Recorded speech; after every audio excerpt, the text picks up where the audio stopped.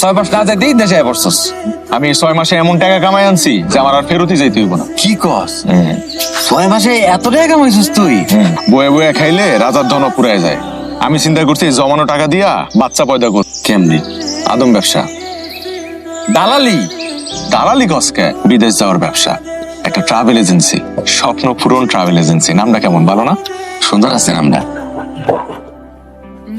বন্ধু, একটা জিনিস আমার মাথায় কাম করতেছে না। আমরা নিজেও গ্রাম প্রিয়া, কুমিল্লার এই গ্রামের মধ্যে দোকান করলাম কে? এই এলাকার মানুষের বিদেশ যাওয়ার প্রবণতা অনেক বেশি।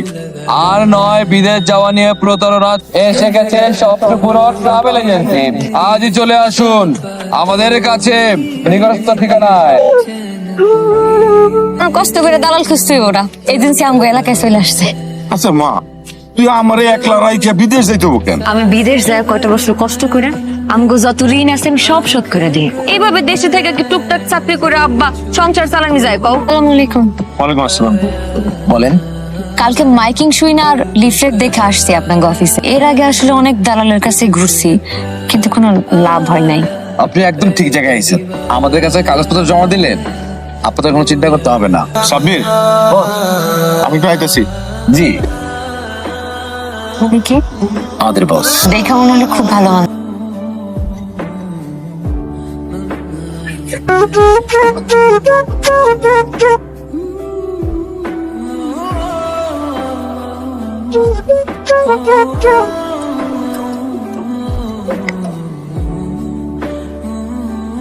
না আছেন? কে? সামনে 3 তারিখে আপনি বিমানে উঠবেন, মানে আপনার ফ্লাইট। সত্যি সত্যি আমার ভিসা হয়েছে?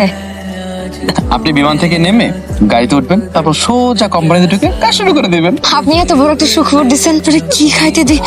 2টা ডাল ভাত খেয়ে যান। আরে লাগবে না, আজকে অনেক কাজ আছে। কালকে সকালে এসে অফিস থেকে পাসপোর্টটা নিয়ে যাবেন। আচ্ছা। আব্বা, আব্বা, থামেন থামেন। আর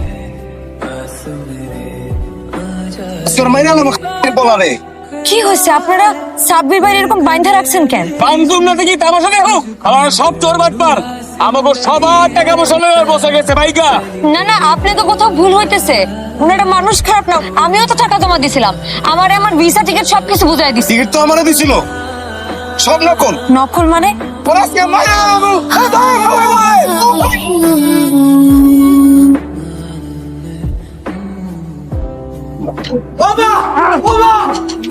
তোর বস কই?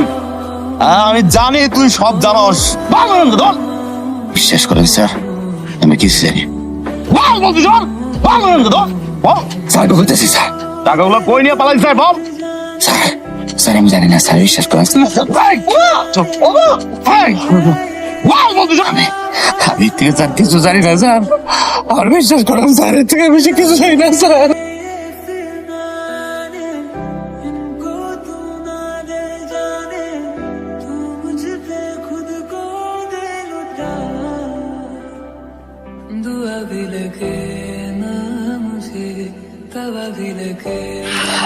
আসসালামু আলাইকুম ম্যাডাম। কোন দেশে যাবেন?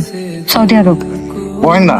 না, আপনি কোনো চিন্তা করবেন না, আমি সবকিছু করে দিন। আপনি আপনার পাসপোর্ট জমা দিবেন, 2 কপি পাসপোর্ট সাইজের ছবি জমা দিবেন, 3,30,000 টাকা জমা দিবেন। আপনি কি এজেন্সির মালিক? হ্যাঁ। আপনার এজেন্সির আর কোনো শাখা নাই? না, এটাই প্রথম। 1 মাসের মধ্যে সবকিছু ঠিকঠাক থাকলে আপনি সৌদির মাটিতে পা রাখবেন। অফিসে না ডাইকা এখানে ডাকলেন যে? কাগজপত্র আনছেন? জি, এখানে পাসপোর্ট আর 2 কপি ছবি। আমার এমন একটা জায়গায় পাঠাবেন যেখানে আমি নিরাপদে আর নিশ্চিন্তে থাকতে পারবো। মায়ের গর্ভ ছাড়া কেউ কোথাও নিরাপদ না। আচ্ছা সত্যি করে একটু কম তো, আমার যাইতে কয়দিন লাগতে পারে? আমি দেখতেছি, আপনার একটা স্পেশাল চাকরি দিব, চিন্তা করেন না।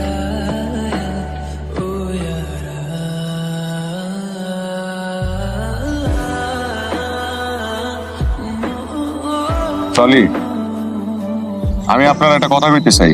কোন না? আপনার যদি আপত্তি না থাকে আমি আপনার বিয়ে করতে চাই। বিয়া করতে চান মানে? একটা মানুষের ঠিক মতো চেনেন না, জাত পরিচয় কি জানেন না, বিয়ে করতে চান? আমার কিছু জানার দরকার নেই, আপনি রাজি হইলেই হইব। কারণ এই কয়দিনের পরিচয় আমার একটা জিনিস বোঝা হয়ে গেছে, যে আপনারা ছাড়া আমার পৃথিবী অন্ধকার। আমি আপনারা হারাইতে চাই না। কিছু কথা আছে যেগুলো জীবনে কারো লগে শেয়ার করি নাই, আজকে খুব মন চাইতেছে আপনারা কিছু কথা দিতে। কি? যা সম্পত্তি আছিল বাপের সবকিছু বিক্রি কইরা বিদেশ গেছিলাম এক দালাল ধইরা। ওখানে যাওয়ার পর যে কাউরে চিনি না, বহুদিন গেছে এমন যে আমি না খেয়ে আসছিলাম, পরিবারের কাউরে কিছু কইতে পারি নাই। দালাল আসছিল একটা ফ্রড। আপনি জানেন শেষবারের মতো আমার বাপের চেহারাটা দেখতে পারি না। কারণ আমার কাছে টাকা ছিল না যে আমি টিকিটটা আগে দেশে কিনি।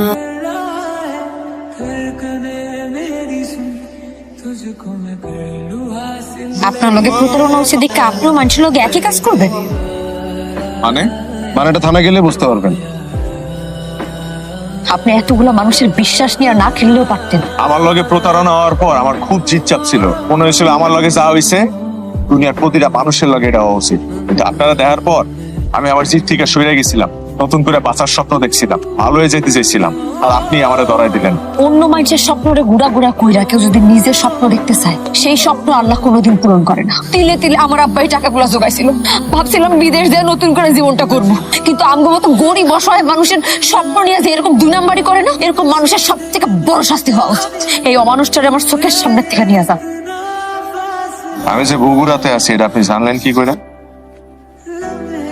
ভাই আপনি আমার ধর্মের ভাই লাগেন ভাই, একবার খালি আমার উনি কই গেছে ভাই। বগুড়া। এটা আপনার জন্য।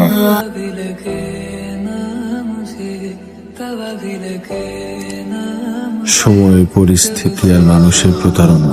নিজের মানুষের সত্যি কথা কইতে ডর নাই। চল দ্বিতীয়বার তোমারে দেখেই আমি চিনতে পারছিলাম। তোমার মায়ার জালে জড়াই গেলাম। তোমার যদি আপন কইরা পাই খোদার কসম সবকিছুই ছাইরা দিব।